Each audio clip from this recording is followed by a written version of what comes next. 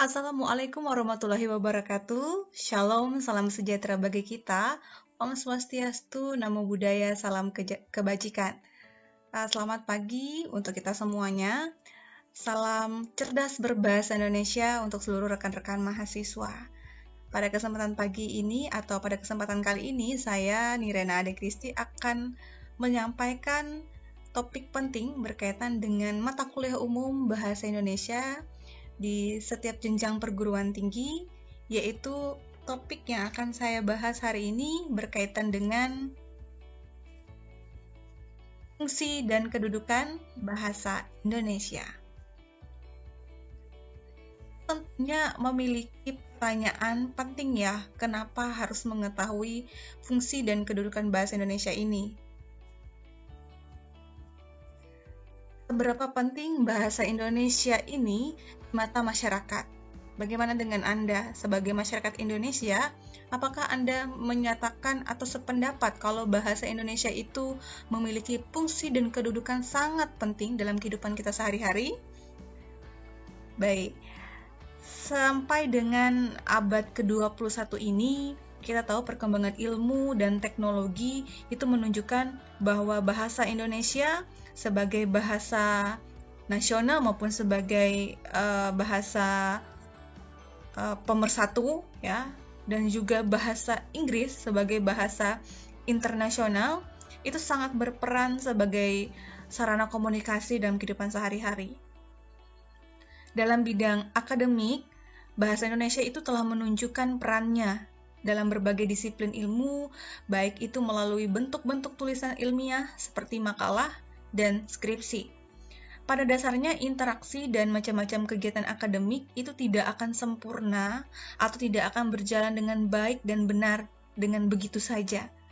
Mereka atau bagian ini membutuhkan fungsi dan kedudukan bahasa Indonesia sebagai sarana komunikasi batasan atau sebagai pengertian bahasa itu sendiri, yang mana dia merupakan sarana komunikasi antar anggota masyarakat dalam menyampaikan ide, perasaan, dan juga kedua hal ini disampaikan baik secara lisan maupun secara tulisan.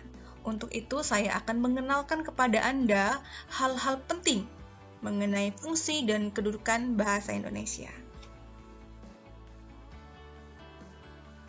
Kita mulai yang pertama, yaitu dari fungsi bahasa Indonesia. Sebenarnya pada dasarnya ya, bahasa Indonesia itu memiliki fungsi dan karakter bangsa untuk menyaring budaya bangsa sendiri dan budaya bangsa lain yang tidak sesuai dengan nilai-nilai dan karakter bangsa kita.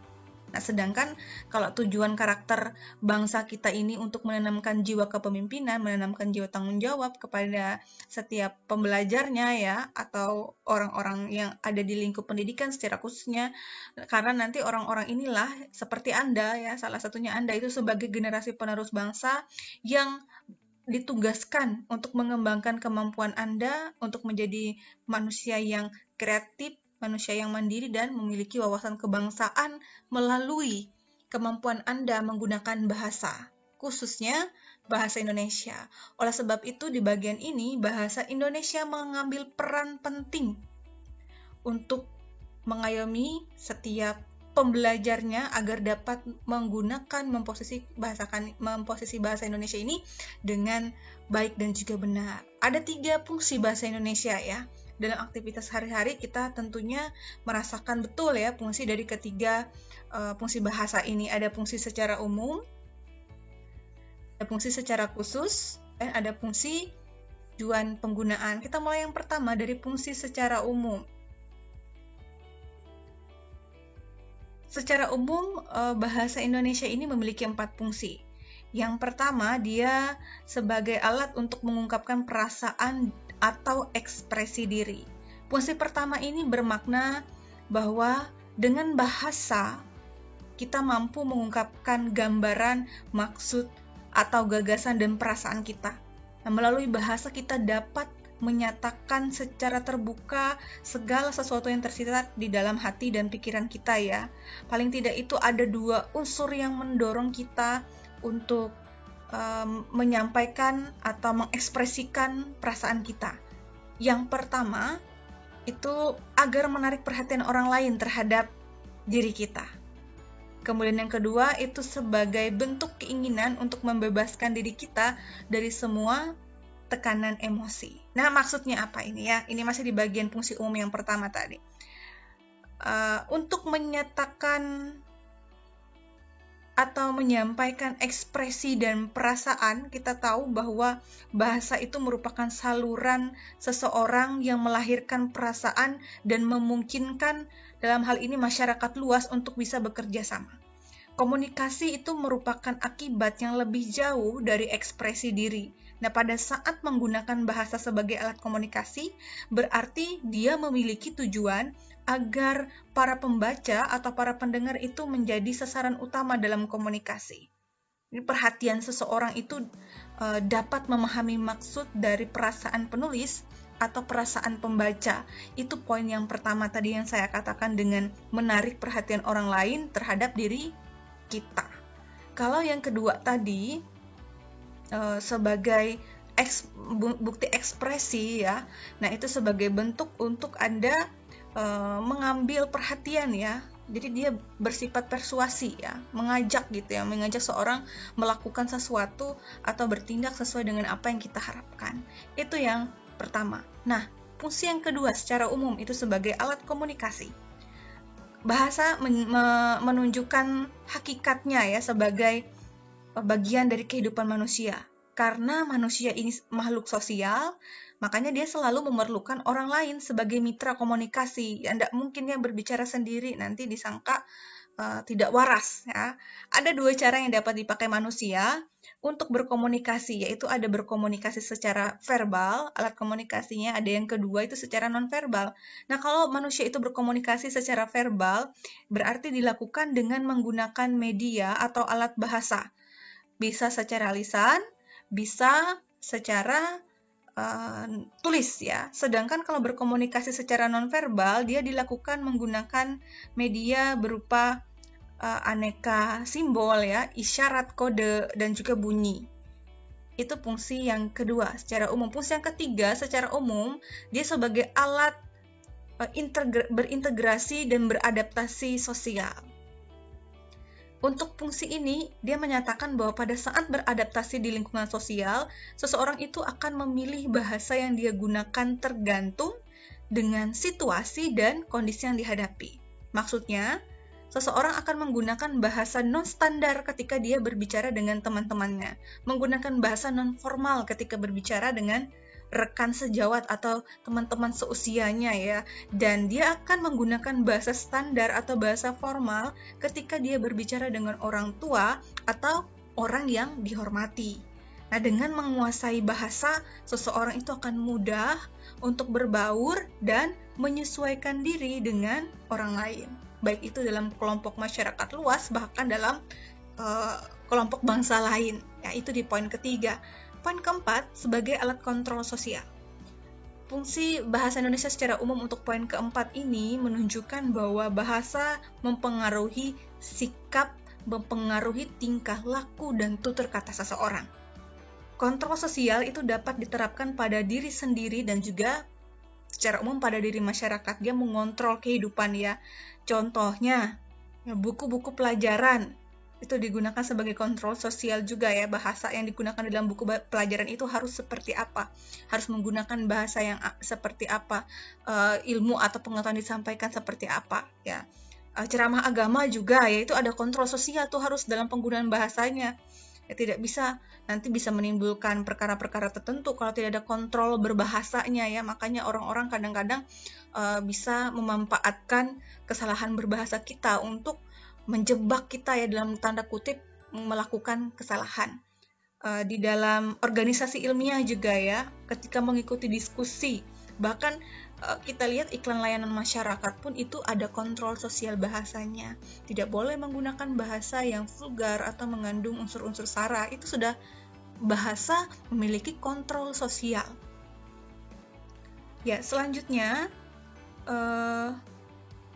dalam kontrol sosial juga masih kita pahami bahasa itu menjadi alat peredam rasa baik itu amarah secara khusus ya kepada seseorang atau kepada kelompok orang. Jadi dia mengontrol kalau misalkan ada yang salah dalam tuturan atau komunikasi, ada yang membuat tersinggung, ada kontrolnya itu dengan meminta maaf. Oke, hal-hal seperti itu ya yang menjadikan fungsi dari bahasa itu sendiri, khususnya bahasa Indonesia secara umum. Nah, bagaimana dengan fungsi bahasa Indonesia secara khusus? Mari kita simak. Bahasa Indonesia secara khusus ada 4 juga. Yang pertama adalah mengadakan hubungan dalam pergaulan sehari-hari. Karena manusia itu makhluk sosial yang tidak bisa lepas dari hubungan komunikasi dengan makhluk sosial lainnya, maka komunikasi yang berlangsung itu dapat menggunakan tadi ya, poin di umum juga ada, tapi di sini yang lebih khusus, yaitu menggunakan bahasa formal dan non-formal. Kedua, dia sebagai wujud seni atau sastra. Nah, ini diartikan bahasa itu dapat digunakan untuk mengekspresikan perasaan melalui karya sastra.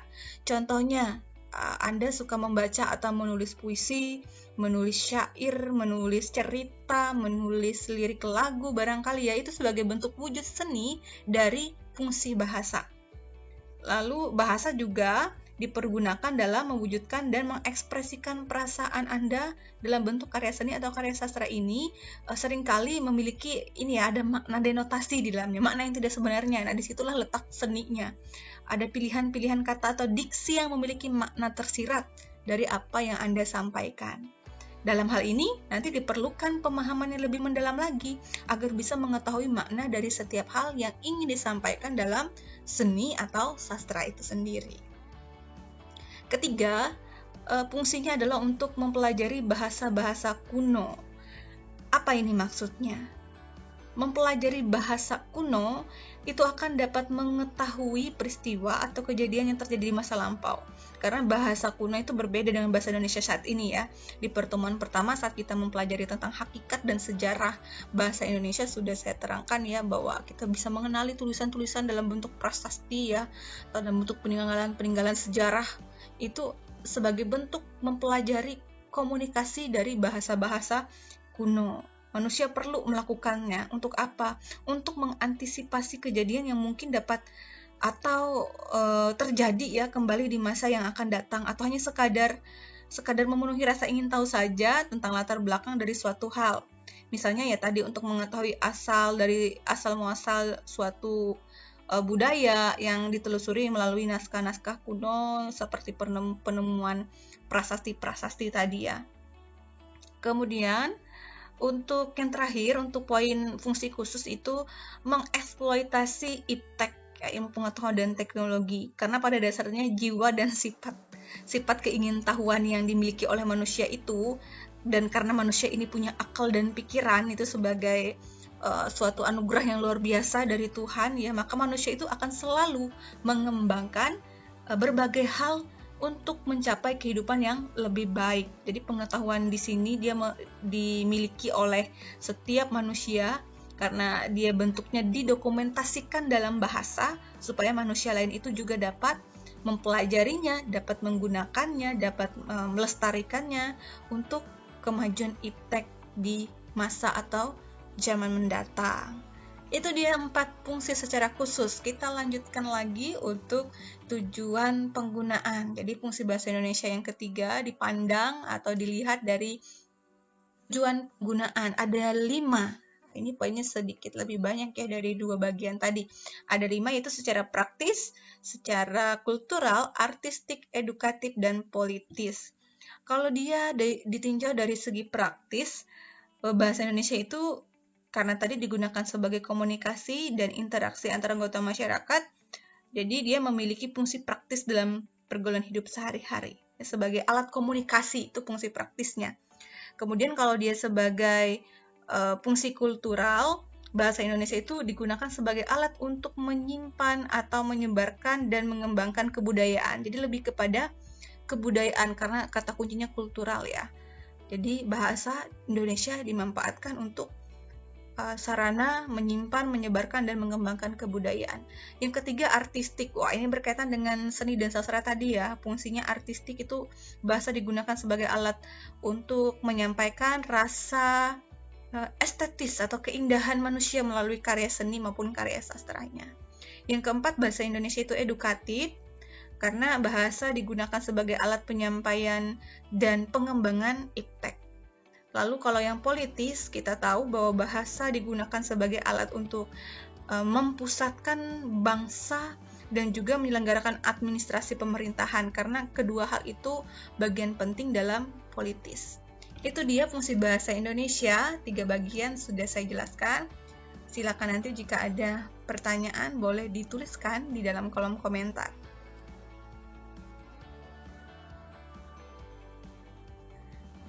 Lanjutkan. Yang kedua, yang ini kita ketahui mengenai fungsi dan kedudukan bahasa Indonesia adalah kedudukan bahasa Indonesia itu sendiri.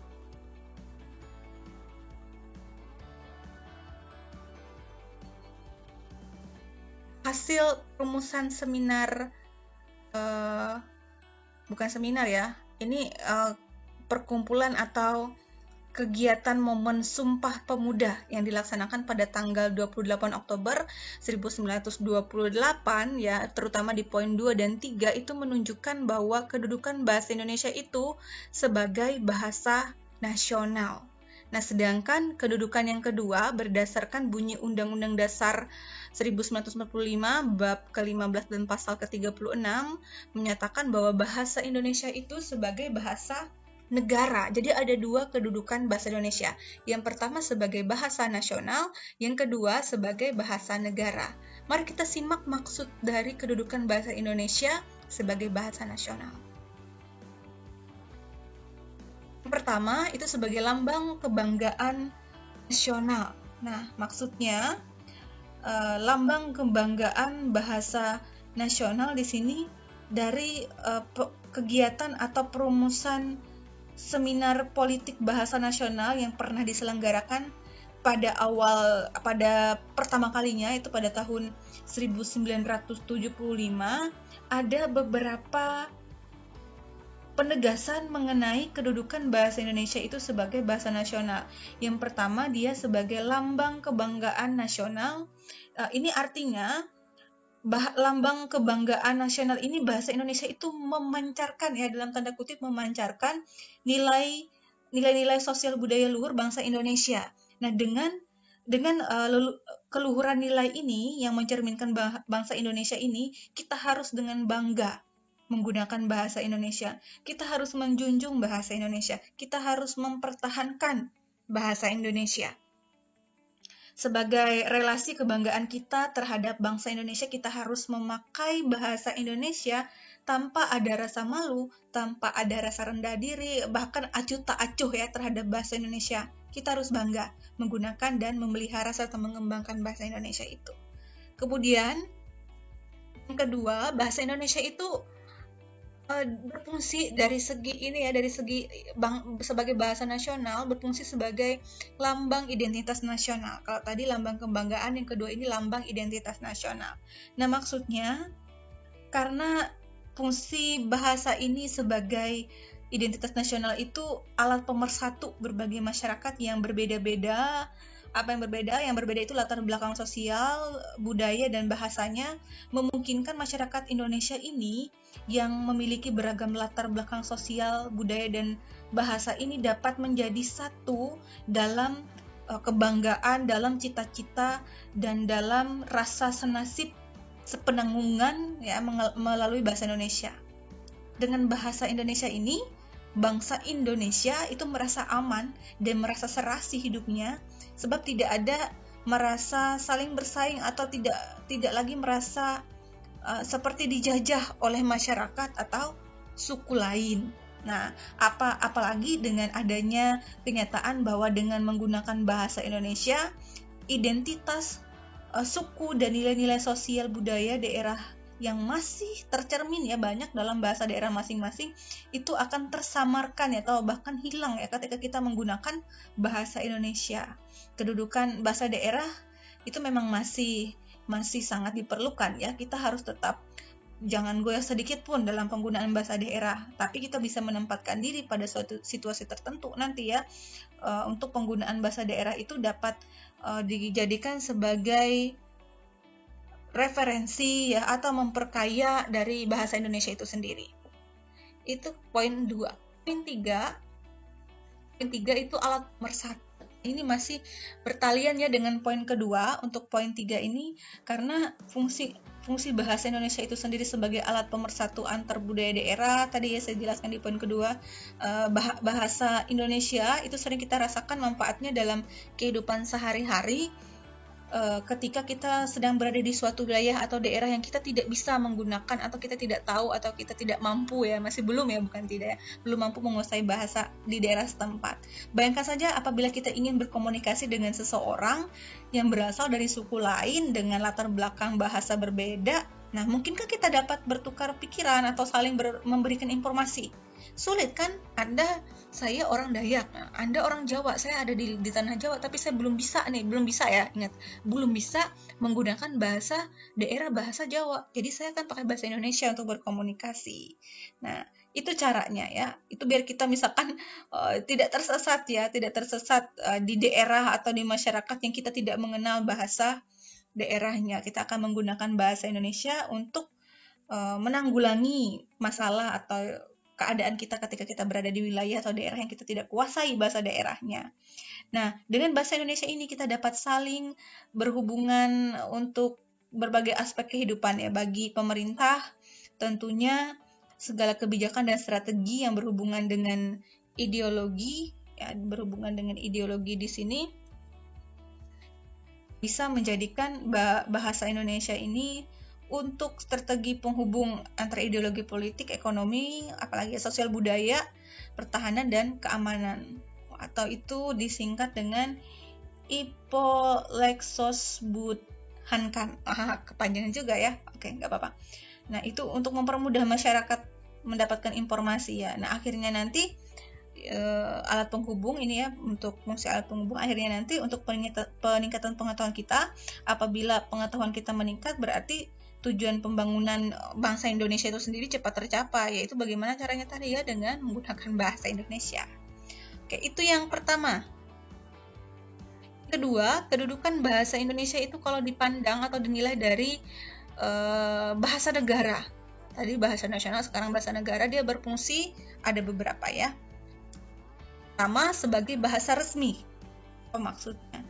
Apabila bahasa Indonesia itu sebagai bahasa resmi, artinya bahasa Indonesia digunakan sebagai bahasa pengantar dalam situasi komunikasi resmi. Nah, situasi komunikasi resmi itu apa saja sih contohnya? Oke, saya berikan beberapa ya. Pertama itu misalkan ketika pidato presiden di hadapan masyarakat Indonesia, maka dia akan menggunakan bahasa Indonesia.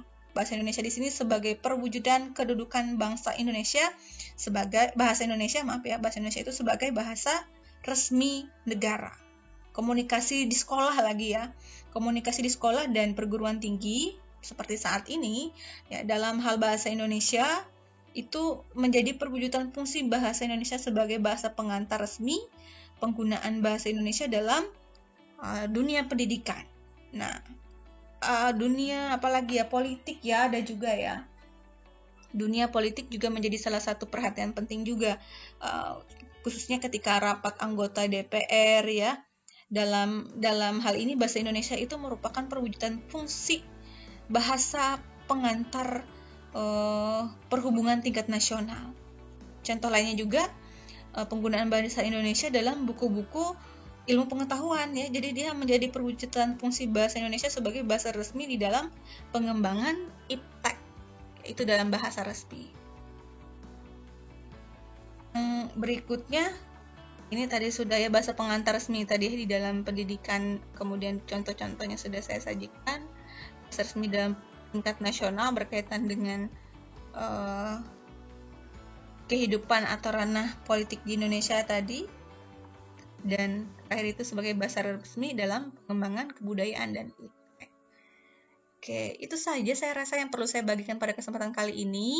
Jika Anda memiliki pertanyaan maupun kritik, komentar, saran, pernyataan, silakan Anda tulis, Anda sampaikan, dan kita bisa saling berdiskusi melalui kolom komentar yang telah disediakan.